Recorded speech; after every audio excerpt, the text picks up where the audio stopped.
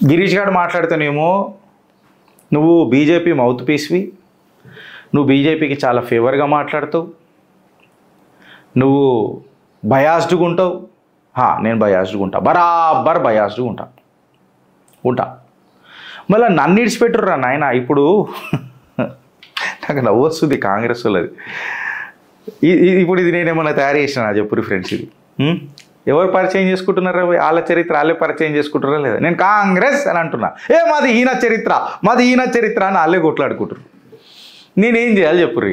ఇప్పుడు నేను ఎందుకు అంటున్నానంటే, ఇప్పుడు ఆ ఛానల్ ఏంది? చిత్రగుప్త కాదు, ఎన్డీటీవీ ఛానల్లో లోక్సభ ఎలక్షన్స్ 2024కి సంబంధించి సుర్జిత్ భల్లా, ఒక నోటెడ్ ఎకానమిస్టు, ఆయన కొత్త బుక్ రాసిండు. ఏందనంటే హౌ వి ఓట్ అని చెప్పి ఒక బుక్ రాసిండు. ఆ బుక్కుని ప్రస్తావించుకుంటా ఒక డిస్కషన్లో ఎన్డీటీవీకి తన ఇంటర్వ్యూలో మాట్లాడిన మాట ఏంటంటే, సుర్జిత్ భల్లా గారు భారతీయ జనతా పార్టీకి 330 నుంచి 350 సీట్లు సొంతంగా వచ్చే ఛాన్స్ ఉందని చెప్పిండ్రు. నేను అది మేము ముంగట పెడతా ఆయన అన్న మాటలు. మళ్ళీ వీళ్ళు గారిగాయిగా అంటారు. మొత్తం ఆయన అన్న మాటలే నేను ఇక్కడ రాసుకొని వచ్చినా, అదే మాట్లాడుతున్నా. సో ఆయన ఏమంటాడంటే, భారతీయ జనతా పార్టీకి 330 నుంచి 350 సీట్లు వస్తాయి. లోక్సభ ఎలక్షన్స్ 2019 కంటే 5 to 7% ఎక్కువనే వస్తాయి, కానీ తక్కువ మాత్రం రావని అంటాడు.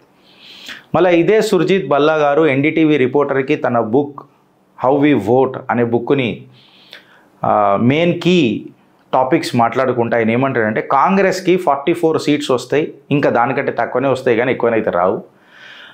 మార్జినలీ లాస్ట్ టైం కంటాలకి ఇంకా తక్కువనే వస్తాయి అని చెప్పిండ్రు. లీడర్షిప్ అండ్ ఎకానమీ మీద మాట్లాడతారు కదా కొంతమంది, పాపం మన పిల్లలు కూడా మాట్లాడుతుంటారు. How north and south divide గురించి మాట్లాడుతున్నప్పుడు there is a difference of parity between the north and south అని మాట్లాడతారు కదా.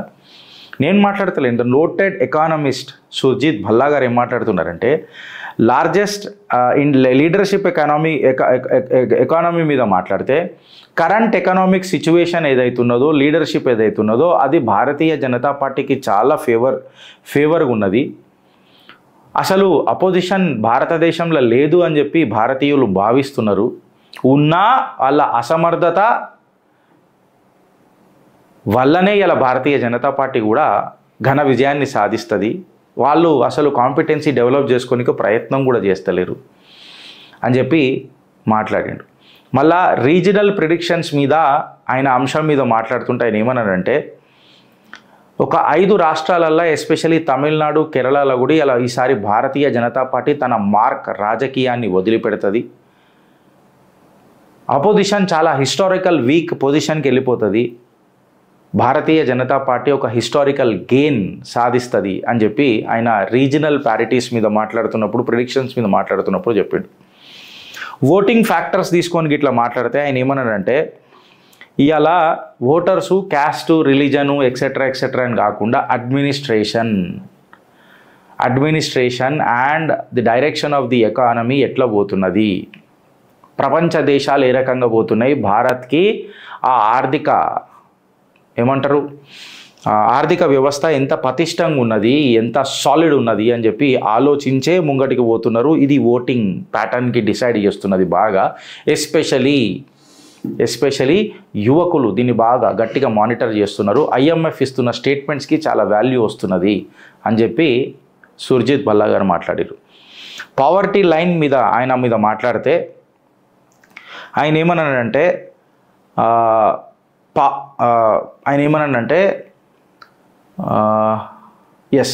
లివింగ్ స్టాండర్డ్స్ చాలా పెరిగినాయి. పావర్టీ అనేది అబ్సల్యూట్ పావర్టీకి ఏం పెద్ద దారి తీస్తలేదు. కొన్ని లక్షల వేల కుటుంబాలని పావర్టీ లైన్ నుంచి తీసుకొచ్చిన ఘనత భారతీయ జనతా పార్టీది. ప్రజలు దీన్ని కీన్గా అబ్జర్వ్ చేస్తున్నారు. కాంపిటెన్సీ ఉన్నోనికి, కెపాసిటీ ఉన్నోనికి, స్కిల్ ఉన్నోనికి భారతదేశంలో దోకా లేదు. ఆ డైరెక్షన్లు ఇవాళ భారతావని ముంగడిపోతున్నది అని చెప్పి చెప్పిండ్రు. ఎంప్లాయ్మెంట్ కాడికి వస్తే ఏదైతే అపోజిషన్ గత్తర చేస్తుందో అన్ఎంప్లాయ్మెంట్ రేటు యాక్చువల్లీ 2019 కంటే ఇంకా చాలా తక్కువ ఉన్నది. వాళ్ళు చేసినంత ప్రొజెక్షన్ ఏం లేదు. సో అది పెద్ద ముద్ద కాదు ఈసారి భారతదేశ ఎలక్షన్ ప్యాటర్న్లా అని చెప్పి ఆయన మాట్లాడిండు. ఎలక్షన్ షెడ్యూల్ తీసుకొని మాట్లాడితే 4 ఫేజెస్లో ఉంటుంది. ఫస్ట్ ఫేజ్ ఆల్రెడీ అయిపోయింది. సో June 4 వరకు ఏదైతే పోతున్నదో ఆ ఎలక్షన్లో భారతీయ జనతా పార్టీదే విజయం కైవసం చేసుకుంటున్నది. June 4 నాడు ద మూమెంట్ ఆఫ్ ట్రూత్ అనేది మనందరికీ పరిచయం అవుతుంది అని చెప్పారు. ఛానల్ NDTV మాట్లాడింది Surjit Bhalla, the noted economist. It's not Girish దారమణి or Chitragupta or to that matter any right wing nationalist. In fact is not a బీజేపీయన్.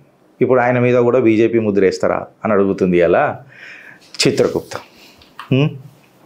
Amit Shah గారు కూడా ఒక జబర్దస్త్ ముచ్చట మాట్లాడారు నిన్న. ఏమని అన్నారనంటే, అమిత్ షా గారు ఏమని అన్నారంటే, యూనిఫామ్ సివిల్ కోడ్ ఏదైతే ఉంటుందో అది ఇక చాలా ఇంపార్టెంటు, అవసరము, ఇన్ఫ్యాక్ట్ అది must. It is not just a desire and want, it is must అని చెప్పి మాట్లాడాడు. ఆయన ఏమన్నాడంటే, డెమోక్రసీ అని పేరు చెప్పి మనము పర్సనల్ లాలు పెట్టుకొని దేశాన్ని నడపడం అనేది కరెక్ట్ కాదు, అది డెమోక్రసీ అసలే కాదు అని అన్నాడు. డెమోక్రసీ ఉన్న దేశాలల్లో పర్సనల్ లాస్ ఎక్కడున్నాయి మీరు నాకు చెప్పుండ్రి అని అన్నాడు. ఈవెన్ ముస్లిం కంట్రీస్లలో కూడా కొన్ని దేశాలలో షరియా లా ఫాలో చెయ్యరు. మన భారతదేశంలో ఈ పీకుడు ముచ్చట్లు, ఈ షరియా లా ఎందుకు అని ఇండైరెక్ట్గా అమిత్ షా గారు మాట్లాడిన మాట మీ ముంగడికి తీసుకొచ్చింది అలా చిత్రగుప్త. వీడికి ఆగలే. నేను అన్న కదా మీ దగ్గరికి పరిచయం చేస్తుంటా, వచ్చింది మీ దగ్గరికి పరిచయం. ఏమొచ్చింది? కాంగ్రెస్ హీనా చరిత్ర. బోస్ ఈజ్ అవర్ బాస్ అని అంటే, అరే గిరీష్ నువ్వు ఎప్పుడు ఇట్లానే మాట్లాడుతావు, నువ్వు ఇట్లానే చేస్తావు. నేను మాట్లాడడం కాదు, నేను ఫ్యాక్ట్స్ మీ ముంగట పెడతా. నేను కరెక్ట్ మాట్లాడినా అబద్ధాలు మాట్లాడినా మీరు ఫ్యాక్ట్ చెక్ చేసుకోండి. ఫ్యాక్ట్ చెక్ చేసుకున్న తర్వాత మీకు నేను తప్పు మాట్లాడినానంటే my lines are open, my numbers are getting displayed. మా నంబర్ ఇప్పుడు కూడా స్క్రోల్ అవుతుంటుంది కింద, మీరు ఫోన్ చేసి మాట్లాడవచ్చు, లేదా రేపు కూడా ఈ టాపిక్ తీసుకోవచ్చు. మీరు ప్రిపేర్ అయ్యి వస్తే కూడా మేము ముంగడికి తీసుకుంటాం. So let us get in to the subject. Congress హీన చరిత్ర. కాంగ్రెస్ వాళ్ళు మొత్తం లొల్లి చేస్తారు ఆ దేశంలో. ఏందని అంటే, మేము మా పూల్వాలా చాచా అది చేసిండు, మా పూల్వాలా చాచా అని ఎవరు అది చేసిండు ఇది చేసిండు అని చెప్తారు. ఇక మీ ముంగట లెక్కాపత్రం ముంగట పెట్టిన ITI ఆయన తీసుకొచ్చిండు, ప్లానింగ్ కమిషన్ ఆయన చేసింది కాదు, IITలు ఆయన చేసింది కాదు, ఎయిమ్స్ ఆయన చేసింది కాదు. నేను పూల్వాలా చాచా గురించి మాట్లాడుతున్నా, కాంగ్రెస్ గురించి మాట్లాడతలేను. ఈయన పేరు మీదకి పెద్ద పెద్ద మాటలు మాట్లాడతారు కదా, అది చెప్తున్నా. బార్క్ ఏదైతే ఉన్నదో ఈయన చేసింది కాదు, IIM ఏదైతే ఉన్నదో ఈయన చేసింది కాదు, ఇస్రో ఈయన తెచ్చింది కాదు, ఈయన పెట్టింది కాదు, ఈయన ముంగటికి తీసుకుపోయింది కాదు. ఈయన ప్రోద్బలం అనేది చాలా తక్కువ. ఇప్పుడు నేను ప్లానింగ్ కమిషన్ కాడికే మాట్లాడుతీయాల, డేటా అక్కడ డ్రిల్ చేసినాం కాబట్టి ప్లానింగ్ కమిషనే మాట్లాడతా. అసలు ఎవరు తీసుకొచ్చారు ఈ ప్లానింగ్ కమిషన్ అని మనం మాట్లాడితే, 1926లో I have displayed the data friends. 1926లో సుభాష్ చంద్రబోస్ జంషెద్పూర్లో ఉన్న టాటా స్టీల్ ప్లాంట్కి ఆయన యూనియన్కి ప్రెసిడెంట్ ఉండే.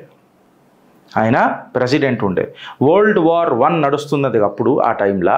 సో స్టీల్కి ఫుల్ డిమాండ్ నడుస్తుండే.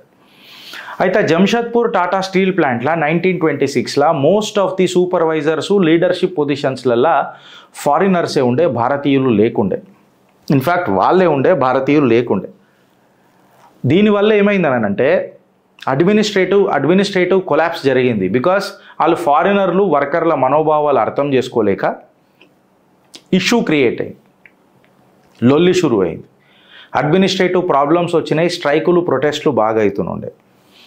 మహాత్మా గాంధీ గారు కూడా జంషెద్పూర్కి ఈ వర్కర్స్ రెజల్యూషన్ ప్రొటెస్టులు సాల్వ్ చేయనీకే ఈ మేనేజ్మెంట్లో పార్టిసిపేట్ అయినా చేసిండు. జంషెద్పూర్ లేబర్ అసోసియేషన్ అని చెప్పి ఒకటి ఫార్మ్ అయింది. జంషెద్పూర్ లేబర్ అసోసియేషన్ అని ఒకటి ఫార్మ్ అయ్యి అక్కడ సుభాష్ చంద్రబోస్ గారిని యూనియన్ లీడర్గా వాళ్ళు ప్రెసిడెంట్గా ఎన్నుకున్నారు. జంషెద్పూర్ లేబర్ అసోసియేషన్ వాళ్ళు 12th November 1928కి ఏమైందంటే friends, data I'm coming with the complete absolute data. ఇదేమైంది వస్తలేదు, మొత్తం కింద పోతు కట్ అవుతుందిరా. హోమ్ తీసుకుందామా?